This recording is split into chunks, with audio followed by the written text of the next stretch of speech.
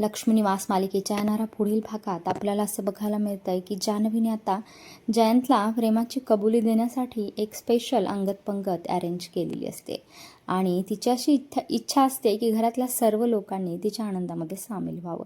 त्याप्रमाणे भावना, सिद्धू, सिंचना आणि गाडेपाटलांच्या घराकडचे सर्वच जण आलेले असतात.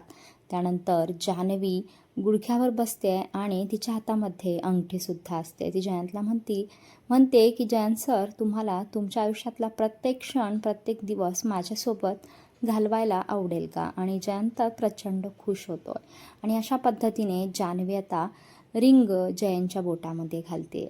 इकडे आता सिंचना मात्र हातामध्ये एक फाईल घेऊन आलेली असते.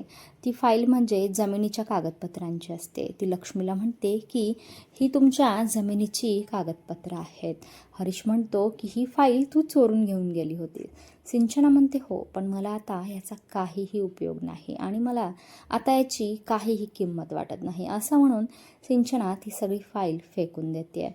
सगळी कागदपत्रं अस्ताव्यस्त पडत असतात आणि आता सिंचना हरीशला घटस्फोटसुद्धा देण्याचा बोलत असते. ती त्याचेसुद्धा कागदपत्र घेऊन आलेली असते, कारण की नीलांबरीने सिंचनाच्या डोक्यामध्ये खूप सारे वाईट विचार भरवलेले असतात आणि त्याच्यामुळे सिंचनाने आता हरीशला घटस्फोट द्यायचं ठरवलेलं असतं. हा धक्कादायक निर्णय आता ती जान्हवीच्या समोर घेते आहे.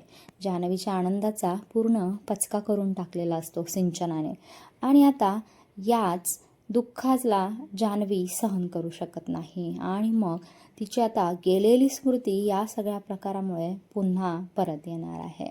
काय आता जान्हवी आणि जयंतचं लग्न सुखरूपपणे पुन्हा पार पडेल का?